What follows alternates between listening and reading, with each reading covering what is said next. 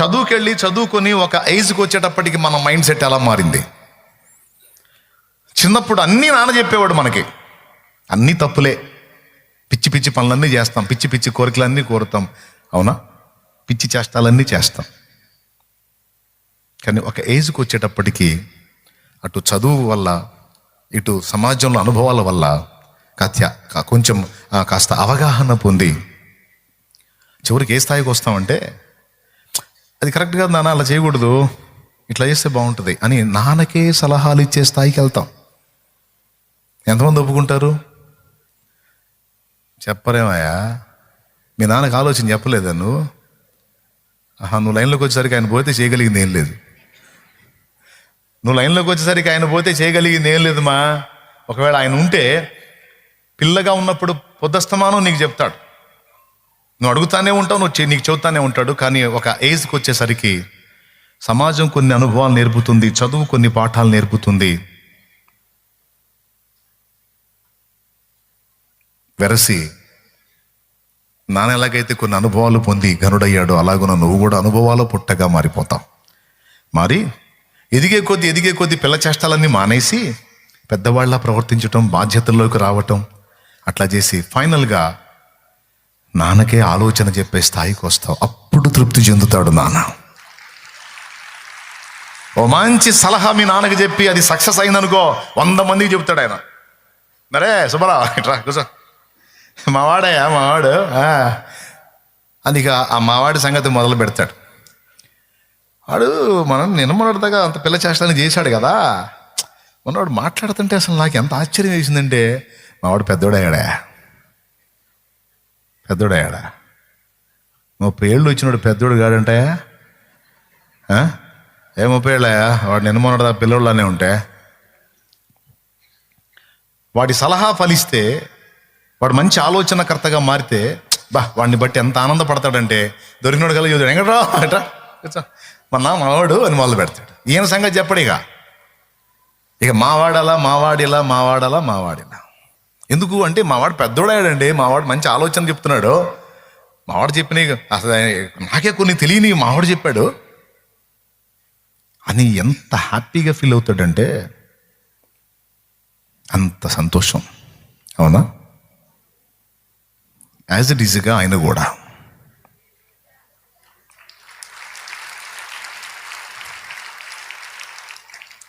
అలాగే. కాకపోతే ఆ హాస్టల్ మనకు అర్థమైద్ది, ఆ స్కూల్లో ఆ చదువులు మనకు అర్థమవుతాయి, ఈ చదువు అర్థం కాదు. కానీ ఆశ్చర్యం చెప్పనా, ఆ నాన్న మనకు ఫీజు కట్టి హాస్టల్లో చేర్చినట్టు ఈ నాన్న కూడా మనకు కావలసినవన్నీ ఎప్పటికప్పుడు ఇస్తూ ఉంటాడు. కొన్నిసార్లు మనకు కూడా అక్కడికి వెళ్ళాలనిపిస్తుంటుంది, ఎలా ఉంటుందో అని. ఫ్లైట్లో ఎక్కితే పరలోకం తీసుకెళ్తారంటే అప్పు చేశాను ఎక్కేవాళ్ళం. స్తోత్రం. ఏమండి, రాకెట్ ఎక్కితే పరలోకం తీసుకెళ్తారంటే ఆస్తులు అమ్మైనా సరే రాకెట్ ఎక్కేవాళ్ళు. అక్కడ మా నాన్న ఉంటాడు, ఆయన చూడాలి. ఒక పరితాపం, ఒక తపన.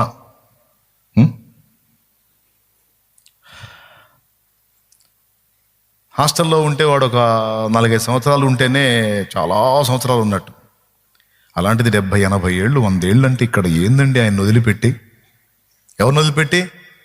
నాన్న వదిలిపెట్టి. ఈ 60-70-80 ఏళ్ళకే అసలు ఉన్నావా? నువ్వే నన్ను కన్నావా? కనికరం అనేది ఏదైనా ఉందా? ఉంటే ఒక్కసారన్నా కనపడాలి కదా, కనీసం దగ్గరకు వచ్చి ధైర్యం చెప్పాలి కదా. అడ్రస్ లేవు. ఎన్ని సంవత్సరాలు నీ కోసం ఎదురు చూడాలి, ఒక్కసారి నాకు కనపడలేదు అని అడుగుదామా? ఆయన ఏమంటాడు తెలుసా? 80 ఏళ్ళు కాదు, 100 ఏళ్ళు నువ్వు భూమి మీద ఉంటే కూడా ఆయన ఏమంటాడో తెలుసా? ఎంతసేపు అయిందిరా నా దగ్గర నుంచి నువ్వు వెళ్ళి అంటాడు ఆయన. ఎంతైంది? 100 ఏళ్ళు అంటావు నువ్వు.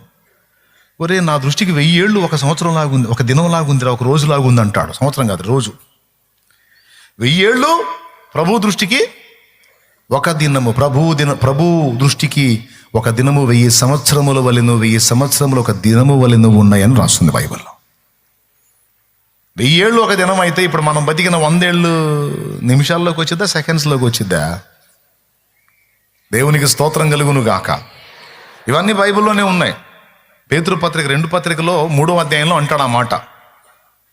ప్రభువు దృష్టికి ఒక దినము 1000 సంవత్సరముల వలెను, 1000 సంవత్సరములు ఒక దినము వలెను ఉన్నవి. పేతురు రాసిన 2 పత్రిక 3వ అధ్యాయము 8వ వచనం. ప్రియులారా, ఒక సంగతి మర్చిపోకుడు, ఏమనగా ప్రభు దృష్టికి ఒక దినం 1000 సంవత్సరములను, 1000 సంవత్సరం ఒక దినము వలెను ఉన్నాయి. దీన్ని బట్టి ఆలోచించండి. ఇప్పుడు ఎంతకాలం అయింది మనం తండ్రిని వదిలిపెట్టి, తండ్రి మనల్ని వదిలిపెట్టి? నిమిషాల్లోకి వచ్చిద్దా, సెకండ్స్లోకి వచ్చిద్దా? ఈ లెక్క ప్రకారం కదా, చాలా తక్కువ. దానికి మనకు సుక్కలు కనపడుతున్నాయి. నేనేమన్నా కల్పించి చెబుతున్నానా, లేఖనాల్లో ఉందా? ఇది అర్థమైతే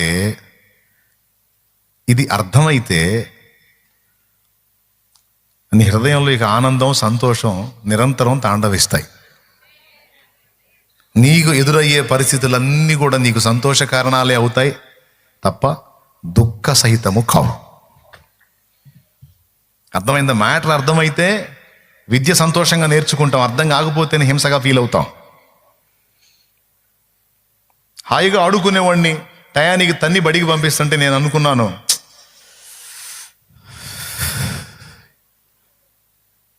వీళ్ళు ఎటుగుడి పంపకుండా మానరు, ఆ టీచర్కి ఏమన్నా అయితే బాగుండు, కొద్ది రోజులు సెలవు వచ్చింది, ప్రశాంతంగా ఆడుకోవచ్చు అనుకునేవాడిని.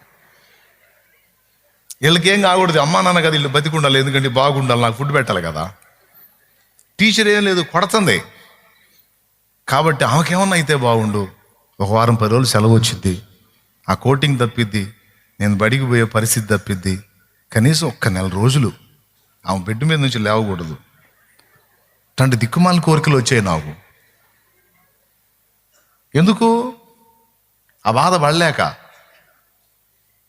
రాసిద్ది, కొన్నిసార్లు రాయమంటది, రాయకపోతే అదే పలక తీసుకొని పెట్టా బాధిద్ది. తర్వాత తొడపాసం పెట్టుద్ది. ఇక ఆమె ఎలా తిప్పుద్దో అలా తిరిగిపోవటమే. కట్టె వరసే కొడితే కర్రతో కొట్టినట్టు ఉంటుంది. కాబట్టి ఇక అప్పుడప్పుడు ఆపిల్ కాయలు తీసుకెళ్ళి ఇస్తుంటారు లంచాలు, నా జోలికి రావద్దు తల్లి అని. అయినా సరే కాయ తీసుకొని అక్కడ పెట్టి మళ్ళీ చూసి తేడా వస్తే పెట్టమని బీకిద్ది. కాయ ఇచ్చిన కృతజ్ఞత కూడా లేదు, నేను తిన్నా పోయేది అనుకునేవా. దేవునికి స్తోత్రం కలుగును గాక. కానీ ఆ టైపులో ఆమె చెప్పకపోతే, అసలు ఆ పునాది అక్షరాల దగ్గర నుంచి పునాది పడకపోతే ఈరోజు ఇన్ని విషయాలు చదవగలిగేవాడిని కాదు కదా. ఉచ్చారణలో తేడా వచ్చినా తన్నేది. సాంస్క్రిట్ శ్లోకాలు, మంత్రాలు చదవగలుగుతున్నాం అంటే ఉచ్చారణ దోషం వచ్చినా కొట్టేది. ఏ పదాన్ని ఎలా పలకాలో అలా పలకాలి. ఆ పునాది నాకు బాల్యంలోనే పడింది, చాలా చిన్న వయసులో పడింది. ఒకప్పుడు నాకు హింసకు కారణమైనటువంటి విద్య నేర్పిన గురువు, చదువుకు పంపిన తల్లిదండ్రులు విలన్స్లా కనపడ్డారు. ఈరోజు వాళ్ళు నాకు దేవుడి తర్వాత ఆ స్థాయిలో కనపడుతున్నారు. తమ్ముడు, చెల్లి, ఇదంతా మీ అవగాహన కోసం చెప్తున్నాను నేను. జీవితంలో నువ్వు ఫేస్ చేస్తున్నటువంటి ప్రతి అనుభవం, ప్రతి పరిస్థితి దేవుని అనుమతి లేకుండా, దేవునికి తెలియకుండా ఏది రాలేదు.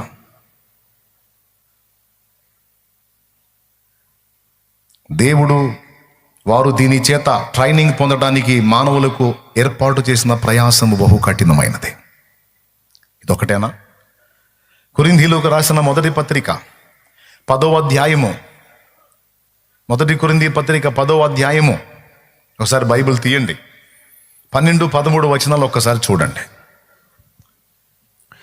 తాను నిలుచున్నానని తలంచుకొనువాడు పడకునున్నట్లు జాగ్రత్తగా చూచుకొనవలెను. సాధారణముగా మనుషులకు కలుగు శోధన తప్ప మరి ఏదియూ మీకు సంభవింపలేదు. అందుకు చూడు, సాధారణముగా మనుషులకు కలుగు శోధన తప్ప మరి ఏదియూ మీకు సంభవింపలేదు. దేవుడు నమ్మదగిన వాడు. మీరు సహింపగలిగినంత కంటే ఎక్కువగా ఆయన మిమ్మల్ని శోధింపబడనీయుడు. ఇక్కడే నాకు ప్రశ్న, అసలు సహింపగలిగినంత కంటే ఎక్కువగా శోధింపబడనీయుడంటే ఈ శోధన అనేది మాకెందుకు? నువ్వు దేవుడివి కదా, మేము నీ పిల్లలం కదా, మమ్మల్ని కూడా శోధనలకు అప్పచెప్పడం ఏమి న్యాయం? నీ పిల్లలు మమ్మల్ని సుఖపెట్టాలి, నువ్వు ఏ ఇబ్బంది లేకుండా చూసుకోవాలి. అంతేగాని నాన్న నువ్వు తట్టుకోలేనంత కోటింగ్ ఉండదురా నీకు ఎంత తట్టుకుంటావు అంత కోటింగ్ నాన్న, బ్యాలెన్స్గా ఉంటుందిరా కోటింగ్ అంటే. ఏంది కోటింగులు లేని జీవితం లేదా? తట్టుకోలేకపోతున్నా. లేదు నాన్న ఎక్కువ కోటింగ్ ఉంటుంది నాన్న, ఎక్కువ వెయిట్ ఉంటుందరా. వెయిట్ ఎందుకు అసలు వెయిట్ ఎందుకు? అన్ని వెయిట్లు తీసేస్తావని కదా నీ దగ్గరికి వచ్చింది. చాలా వైనంగా చెప్తున్నావు, నువ్వు ఎంత మోస్తావు అంత వేస్తాను నాన్న వెయిట్ అంటున్నావు. ఎందుకు నాయన ఈ వెయిట్లు అంటే? ముందు చెప్పాడుగా ట్రైనింగ్. సాధారణముగా మనుషులకు కలుగు శోధన తప్ప మరి ఏది మీకు సంభవింపలేదు. దేవుడు నమ్మదగిన వాడంట. నమ్మదగిన వాడైతే మీరు సహింపగలిగినంత కంటే ఎక్కువగా ఆయన మిమ్మల్ని శోధింప బడనీయడు. ఎంత సెగ అవసరం అంత సెగే. ఇంకా ఎక్కువ సెగ తగిలిందంటే నువ్వు మాడిపోతావని తెలుసు. అందుకని మాడనీయుడు, అలాగని ప్రశాంతంగా ఉండనీయుడు. తగినంత సెగ. ఇక్కడ ఇట్లా అన్నాడా? దాంతోపాటు ఇంకొక ఐడియా, ఇంకోటి చెప్తున్నాడు. దేవుడు నమ్మదగిన వాడు, సహింపగలిగినంత కంటే ఎక్కువగా మిమ్మల్ని శోధింపబడనీయుడు. అంతేకాదు ఒక ఆఫర్ మనకి, సహింపగలుగుటకు ఆయన శోధనతో పాటు తప్పించుకున్న మార్గమును కూడా కలుగుజేయును. ఏం టెన్షన్ పడొద్దు. శ్రమలోకి నెట్టిన దేవుడే దాని నుంచి బయటపడటానికి దారి సిద్ధం చేసి పెడతాడు. ఆయన నమ్మదగిన వాడు. ఎంత నీటికి చెప్తున్నాడో చూడు. మిమ్మల్ని అగచాట్లోకి డ్రైవ్ చేయటం ఖాయం, అంటే కాలువలోకి మిమ్మల్ని నెట్టడం ఖాయం, మునిగిపోకుండా బయటికి తేవటం. ఈ నెట్టడం ఎందుకు, మళ్ళీ మునగనీయకుండా బయటికి తేవటం ఎందుకంటే ఆయన చెప్పే డైలాగ్ ఒకటే, ప్రసంగి 1:13 ట్రైనింగ్. ఏం ట్రైనింగో ఏమన్నా. సరే ఈ ఒక్క మాటతో వదిలిపెట్టాడా? మళ్ళీ దీనికి సపోర్ట్గా ఇంకో చోట అంటాడు. పేతురు రాసిన మొదటి పత్రిక 1వ అధ్యాయము 6-7 వచనాల్లో అంటాడు, అవసరం అంటాడు. చూడు, ఇందువలన మీరు మిక్కిలి రాసిన మొదటి పత్రిక 1వ అధ్యాయము 6వ వచనం చూడన్నాను. ఇందువలన మీరు మిక్కిలి ఆనందించుచున్నారు గాని అవసరమును బట్టి నానా విధములైన శోధనల చేత ప్రస్తుతమున కొంచెము కాలము మీకు దుఃఖము కలుగుచున్నది. అవసరమును బట్టి నానావిధ శోధనలు. అక్కడేమో ట్రైనింగ్ అంటాడు, ఇక్కడేమో సహింపగలిగినంతే అంటాడు. మళ్ళీ ఇటు వచ్చి అవసరం. అందుకే నేనేం చేశానంటే మళ్ళీ మర్చిపోకుండా పరిశుద్ధాత్మ ప్రేరణలో పాట రాసుకున్నా. అవసరాన్ని బట్టి అగ్ని వంటి శ్రమలు కలుగుచున్నవని తెలిసి కలత చెందబోకు. అవసరాన్ని బట్టి అగ్ని వంటి శ్రమలు కలుగుచున్నవని తెలిసి కలత చెందబోకు. నిన్ను పిలిచిన దేవుడు నమ్మదగినవాడు, శోధనలో నిన్ను విడిచిపెట్టిపోడు. కంటి పాపల తోడుండి నిన్ను కాచుకుంటాడు, కన్న తండ్రిలా తోడుండి నిన్ను ఆదుకుంటాడు. నమ్మునిస్తమా ఇది సత్యం, పీడబోకుమా విశ్వాసం. నీ ఆశ నిరాశ కానే కాదు, వేదన ఎందుకు? నీ కన్నీరు కలకాలముండదు, కలతే చెందకు. దేవునికి మహిమ. కాబట్టి మనం ఇంత వ్యవహారంలో ఉన్నామని అన్యుడికి తెలుసా? వాడు తడవకు వచ్చి మీ దేవుడు ఎట్లా చేయొచ్చుగా, మీ దేవుడు ఎట్లా చేయొచ్చుగా, అది కూడా ఒక ట్రైనింగే మనకే. వాళ్ళు ఆ టైపులో వచ్చి మనల్ని శోధించడం కూడా ట్రైనింగ్లో భాగమే. అరే మా బాధలతో మేం చేస్తుంటే ఈడు కూడా తడవకు వచ్చి మీ దేవుడు ఎట్లా చేయొచ్చుగా, మీ దేవుడు ఎట్లా చేయొచ్చుగా, మీ దేవుడు ఉంటే ఎట్లా జరిగిద్దా, అసలు మీకు ఏం చేశాడు? మరి అంతే కదా, మన పక్కన ఒకడు చేరి మనం వెంబడిస్తున్న వానికి వ్యతిరేకంగా మాట్లాడుతుంటే అప్పుడు మన ఫీలింగ్స్ ఏంటనేది అక్కడ అబ్జర్వ్ చేస్తూ ఉంటాడు. ఇది కూడా ట్రైనింగ్, ఇది కూడా ట్రైనింగు టెస్టింగ్. మన చదువంతా అదేగా, చదవటం, ఎగ్జామ్ రాయటం, ఫెయిల్ అయితే మళ్ళీ చదవటం, మళ్ళీ రాయటం అన్నట్టు. నిద్రలు మేలుకొని చదివి కూడా ఎగ్జామ్ రాయాలి, ఫెయిల్ అయితే మళ్ళీ చదవాలి, రాయాలి, పాస్ అయిన దాకా రాయాల్సిందే. అన్నీ పాస్ అయ్యామా, అప్పుడు పై తరగతి. మళ్ళా ఇప్పుడు మీరు గమనించారో లేదో, మన సమస్యలన్నీ ఒక్కొక్క ఏజ్లో ఒక్కొక్క టైప్లో వస్తాయి మనకి. ఇది కూడా రాసుకోండి, ఇంట్రెస్టింగ్ భలే ఉంటుంది మ్యాటరు. పిల్లలప్పుడు మనకి వేరే సమస్యలు లేవు. అప్పులు కూడా ఉందా మనకి? అమ్మాయి చూసుకుంటారు, మనకెందుకు? వాళ్ళు తన్నుకుంటా జుట్లు పీక్కుంటా ఉన్నా సరే మనం గోళీలు జేబులో పోసుకొని ఆడుకుంటాను పోతాం. ఎందుకంటే తన్నుకున్న జుట్లు పీక్కున్న టయానికి ఫుడ్ వండుతారు, తింటాం. మన కోసమే వాళ్ళు మళ్ళీ సమాధానం పడాలి. అప్పుడు మనకు అప్పులు గొడవ లేదు, ఆర్థిక సమస్య లేదు, పనికి వెళ్ళాలన్న సమస్య లేదు. బడికి వెళ్ళటమే మనకు సమస్య అప్పుడు. కాకపోతే ఆ బడికి వెళ్ళటమే మనకి కొండంత సమస్యలాగా ఉండేది అనుకో. తర్వాత అక్కడి నుంచి కొంచెం పెద్ద అయిన తర్వాత కొంచెం ఫ్యామిలీ బాధ్యతలు, బర్డెన్స్ తెలుసుకున్న తర్వాత కొంచెం కొద్దిగా మారుతుంటాయి. తర్వాత కొంచెం మనం ఏజ్కి వచ్చిన తర్వాత చదువుతూ ఉండగా నాన్నకు కానీ అమ్మకు కానీ ఏదైనా సమస్య అయితే కొన్ని కుటుంబ బాధ్యతలు మోయాల్సి వచ్చింది, అప్పుడు కొంచెం వెయిట్ పడుతూ ఉంటుంది. అవునా? ఆ తర్వాత పెళ్లి చేసుకున్న తర్వాత సమస్యలు మరో రూపం తీసుకుంటాయి. అప్పుడు దాకా సింగిల్గా మనకు సమస్య. తర్వాత మన జీవితంలో ఒక పర్సన్ ఎంటర్ అవుతారు. స్త్రీ అయితే ఒక పురుషుడు ఎంటర్ అవుతాడు, పురుషుడు అయితే ఒక స్త్రీ ఎంటర్ అయితే అక్కడ నుంచి డిఫరెంట్ సమస్యలు రకరకాలు కదా. ఒక్కొక్క ఏజ్లో ఒక్కొక్క టైపు, ఒక్కొక్కటి పాస్ అవుతా వస్తుంటే డోస్ పెరుగుతూ ఉంటుంది. దేవునికి స్తోత్రం కలుగునుగా. హల్లెలూయా. అర్థమవుతుంది కదా. ఒక్కొక్కటి రాసుకుంటా పాస్ అవుతా ఒక్కొక్క మెట్టు ఎక్కుతూ ఉంటే సమస్యలు తరగటం కాదు. మరి ఇప్పుడు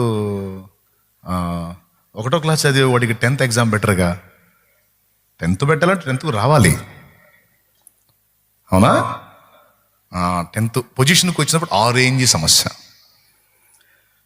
నేను బాగా అబ్జర్వ్ చేస్తున్నాను, ఏ ఏజ్లో ఎలాంటి అగసాట్లు వచ్చినాయి, ఇప్పుడు ఈ ఏజ్లో ఏం వస్తున్నాయి, ఇంకా ఏజ్ మారితే ఏ టైప్ వస్తాయి. ఫైనల్గా ఇక కుటుంబ బాధ్యతలు అన్ని భారాలు పక్కన పెట్టి శరీర రోగాలు స్టార్ట్ అవుతాయి. అసలు సీన్ అక్కడ ఉంటుంది. ఇక కూర్చుంటే లేవలేక, లేస్తే కూర్చోలేక, కళ్ళు కనపడక, అబ్బాయి ఎవరయ్యా, కనపట్లేయ్యా, పోయినాయి. ఏంది వినపడట్లా, ఇది కూడా పోయింది. కనపడక, వినపడక, నడవలేక, కూర్చోలేక, బెడ్లోంచి లేవలేక, ఆవేశం ఆగక, చడమడ తిట్టడం, కాస్త బీపీ ఉందిలే అమ్మ ఏమనుకోవకంటాం.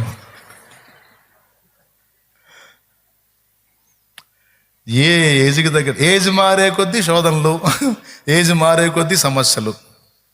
బిడ్డలారా ఒకసారి ఆలోచించండి.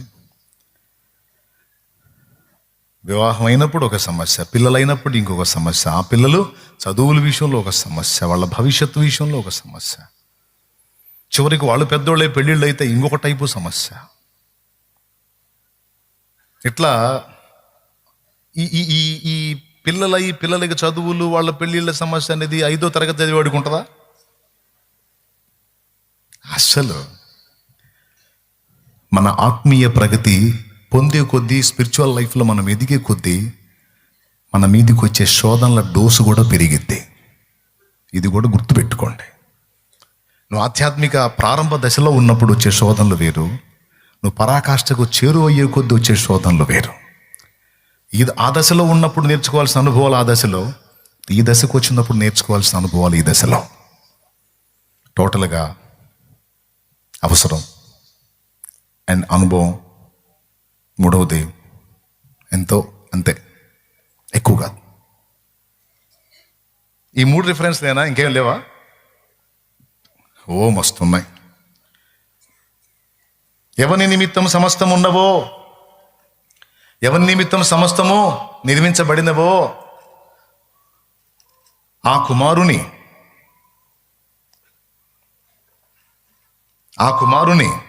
మహిమకు తీసుకొని రావటానికి శ్రమలే ఆ కుమారుని సంపూర్ణంగా చేయటానికి శ్రమలనే వాడాడట తండ్రి. పరిశుద్ధపరచబడువానికి ఒక్కటే మూలం. అంటే ఆ కుమారుడికే పరిపూర్ణత కొరకు శ్రమ తప్పనప్పుడు ఆయన రాజ్యములో హక్కుదారురాలివి కావాలంటే నీకు కూడా ఆ శ్రమల వలననే పరిపూర్ణ పరిశుద్ధత అంటాడు. ఆయన కుమారుడై ఉండియు తాను పొందిన శ్రమల వలన విధేయత నేర్చుకొనేను అంటాడు. చూడు, హెబ్రీ పత్రిక 5వ అధ్యాయము. తొందరగా బైబిల్ తీసేశాడు. 8వ వచనం. హెబ్రీ పత్రిక 5వ అధ్యాయం 8వ వచనం. చూడండి, ఒకసారి బైబిల్ తీయండి. ఆయన కుమారుడయుండియు తాను పొందిన శ్రమల వలన విధేయతను నేర్చుకొనెను అనే మాట రౌండ్ కొట్టాలి.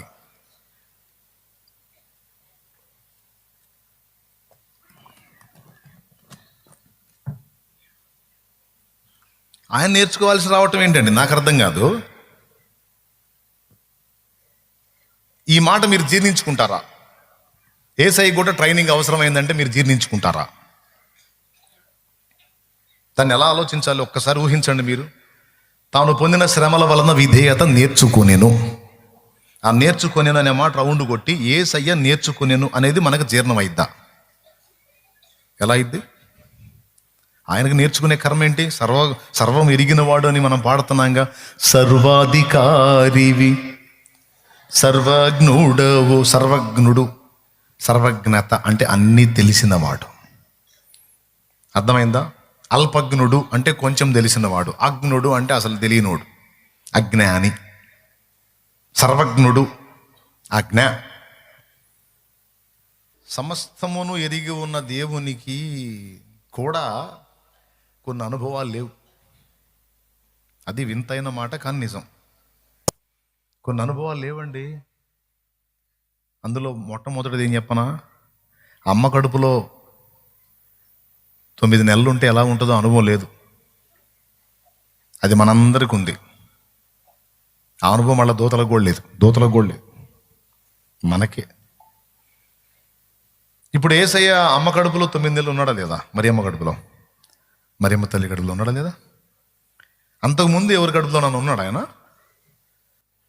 ప్రియులారా, నా పాయింట్ మిస్ అవ్వలేదు కదా మీరు. యేసయ్యకే ట్రైనింగ్ అవసరం ఏందంట. ఎందులో? అమ్మ కడుపులో ఉంటాం ఒకటి.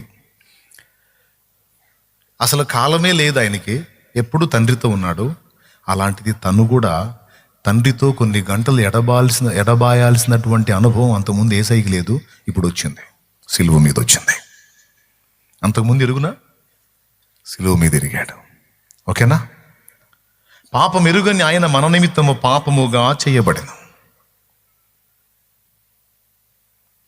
అమ్మ కడుపులో అనుభవం కొత్తదే, తండ్రి నుంచి ఎడబాటు క్రొత్తదే, పాపముగా చేయబడుట క్రొత్తదే. ఇవన్నీ పక్కన పెడితే విధేయత అన్నాడు కదా. విధేయత అంటే ఏంటి? లోబడటం. అసలు లోబడే అవసరం ఏంటి ఆయనకి? సుప్రీంగా. అందుకని ఆ అనుభవం కూడా లేదు యేసయ్యకి. అంతకుముందు లేదు. ఎందుకు? కంటి సైగతో, కను సైగతో సమస్తాన్ని శాసించగల దేవుడు ఆయన. దేవుడు సుప్రీం అయితే, తండ్రి సుప్రీం అయితే, కుమారుడు కూడా సుప్రీమే. తండ్రి శాసనకర్త అయితే కుమారుడు కూడా శాసనకర్తే.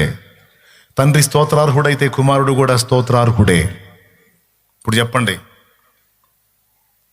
ఆయన లోబడి విధేయత చూపి బెండవాల్సిన పరిస్థితి ఉందా? మరేంటి ఆయన క్యాడర్ ఏంటి? సుప్రీం. సమస్తాన్ని తన చూపుడు వేలుతో శాసించగల దేవుడు అనేవాడు. అలాంటోడు మన కోసం భూమి మీదకి వచ్చి పొంతి పిలాతు సభలో ఇట్టున్నాడు.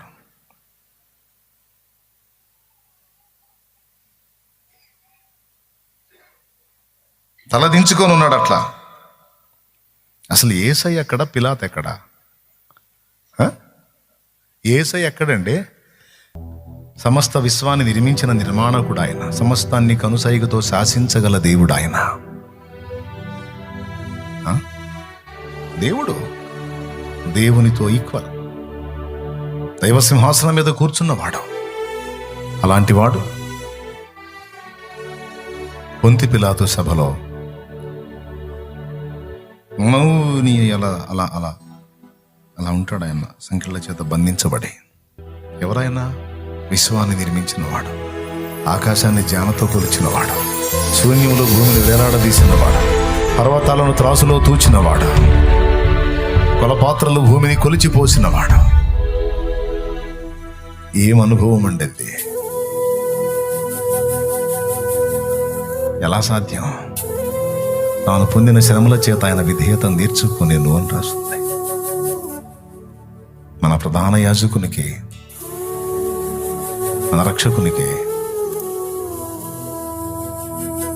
మనందరి ప్రభువుకి శ్రమలే ఆ విధేయతను నేర్పాయి. ఇవన్నీ ఆల్రెడీ ఆయన అనుభవించాడా? కొత్తవా? తాను శోధింపబడి శ్రమ పడేను గనుక శోధింపబడు వారికి సహాయము చేయువాడై ఉన్నాడని రాస్తుంది.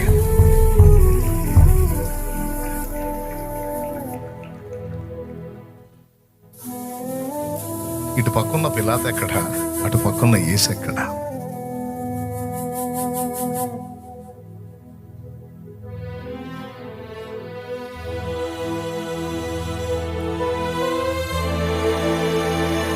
ఏమర్థమైంది పిల్లారా మీకు? అయితే ఒకటి గుర్తుపెట్టుకోండి,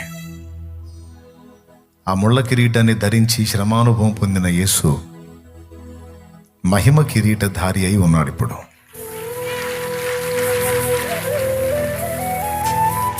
ఎవరి పక్షంగానో తెలుసా? మొదట ఆయన దేవుడు మన కోసం భూమి మీదకి వచ్చి మనలో ఒకని వంటి వాడై ఇప్పుడు వెళ్ళి తండ్రి కుడిపార్శ్వమని ఎలా కూర్చున్నాడు తెలుసా? మనుష్య కుమారుడిగా కూర్చున్నాడు. అంటే ఇప్పుడు దేవుని కుడిపార్శ్వమని ఎవరుందా తెలుసా? దేవుడు కాదు, మనుష్య కుమారుడు. మనుషుల అనుభవాలు, మనుషుల స్థితిగతులు, మనుష్య ప్రపంచంలోని పరిచయాలు, మనుషుల భావోద్రేకాలు, బాధలు, వేదనలు, దుఃఖాలు, శోధనలు సమస్తాన్ని ఎరిగినటువంటి అనుభవజ్ఞుడైనటువంటి ఒక మానవుడు, దేవ నరుడైన వాడు తండ్రి కుడిపార్శ్వమందు కూర్చున్నాడు. ఆ ఒక్కడే అర్థం చేసుకోగలడు, ఆ ఒక్కడే మన పక్షంగా విజ్ఞాపన చేయగలడు. తండ్రి వాళ్ళ కండిషన్ నాకు తెలుసు, వాళ్ళు ఏ విధంగా ఆ పొజిషన్లో ఉన్నారో నాకు తెలుసు, ఎందుకు అలా ఉన్నారో నాకు తెలుసు. అక్కడ పరిస్థితి అలా ఉంది. వాళ్ళు ఎదుర్కొంటున్న పరిస్థితులు చాలా జటిలంగా ఉన్నాయి. తండ్రి, నేను వెళ్ళొచ్చాను, ఆ శోధనలన్నీ నేను అనుభవించి శ్రమ పడ్డాను, నా బిడ్డలు అదే కండిషన్లో, మరి సాయించి అని మన పక్షమున విజ్ఞాపన చేస్తున్నాడు. మన దోషములను పరిహరించమని ప్రార్థిస్తున్నాడు. తండ్రి కుడిపార్శ్వమని ఎందుకు ఉండాలి ఆయన? ఎందుకున్నాడు అంటే మన పక్షమున విజ్ఞాపన చేయటానికి ఉన్నాడు. ఎందుకంటే ఆ ఒక్కడే మనల్ని అర్థం చేసుకోగలడు. ఎందుకంటే ఆయన భూమి మీదకి వచ్చాడు, నేర్చుకున్నాడు. ఇప్పుడు అంటాడు, దేవా మా బాధ నీకేం తెలుసు అంటే, లేదురా నాకు తెలుసు అంటాడు. ఎట్లా తెలుసు? నేను అనుభవించాను నాన్న, అందుకే నేనే మిమ్మల్ని అర్థం చేసుకోగలను, ఇంకెవరు అర్థం చేసుకోలేరు. నువ్వు దేవుడివి కదా అంటే, మనుషుడిగా వచ్చాను కదా. మీరు ఎలాంటివి ఎదుర్కొంటారో నాకు తెలుసు, ఎలాంటి శోధనలు ఉంటాయో నాకు తెలుసు, వాటికి ఎంత ఆకర్షణ ఉంటుందో నాకు తెలుసు, అవి ఎంత బాధాకరంగా ఉంటాయో నాకు తెలుసు, ఎంత ఒత్తిడితో ఉంటాయో నాకు తెలుసు. నేను ప్రాక్టికల్గా అనుభవించాను, నేర్చుకున్నాను మీ అనుభవం. ఇప్పుడు మీరు ఏది ఫేస్ చేస్తున్నారో అదంతా నాకు తెలుసు.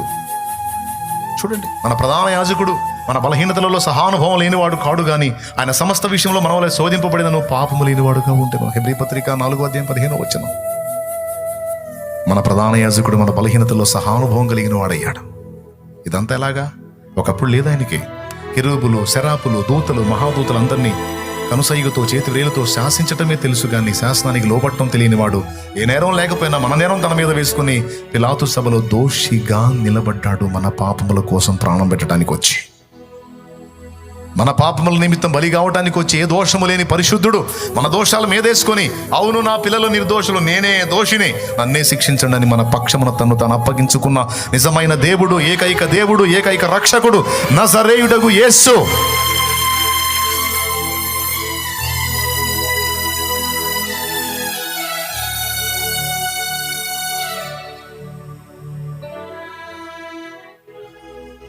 థ్యాంక్ యూ నాన్న, థ్యాంక్ యూ. ప్రభువుకే శ్రమలలో విధేయత నేర్పేట. పరిశుద్ధ పరచబడువానికి ఒక్కటే మూలం. చూడండి, హెబ్రీ పత్రిక 2:10 చదువు నాయన. ఎవని నిమిత్తము సమస్తమును ఉన్నవో. ఇంకొక వచనం కూడా 9 నుంచి చదువు. నేను చెప్పిన మాట ఉంటుంది అక్కడ. 2:9 నుంచి చదువు నాన్న. దేవుని కృప వలన ఆయన ప్రతి మనుషుని కొరకు మరణము అనుభవించున్నట్లు దూతల కంటే కొంచెము తక్కువ వాడుగా చేయబడిన యేసు మరణము పొందినందున మహిమా ప్రభావములతో కిరీటము ధరించిన వానిగా ఆయనను చూచుచున్నాము. అద్దుగో ముళ్ళ కిరీటం ధరించిన ప్రభు ఇప్పుడు మహిమ కిరీటధారి అయి ఉన్నట్ట. దేవునికి స్తోత్రం కలుగును గాక. చదువునానా. ఎవని నిమిత్తము సమస్తమును ఉన్నవో, ఎవని వలన సమస్తమును కలుగుచున్నవో, ఆయన అనేకులైన కుమారులను మహిమకు తెచ్చుచుండగా వారి రక్షణకర్తను శ్రమల ద్వారా సంపూర్ణిగా చేయుట ఆయనకు తగును. దేని ద్వారా అమ్మా? అందరు చెప్పండి అమ్మా. నాకు ఈ బాధలేందన్నా, నాకు ఈ కష్టాలేందన్నా, నాకు ఈ సమస్యలేందన్నా, ఇప్పుడు వరుసగా చెప్పుకుందాం. నంబర్ 1 ట్రైనింగ్, నంబర్ 2 తగినంత, నంబర్ 3 అవసరం, నంబర్ 4 సంపూర్ణ సిద్ధి కొరకు.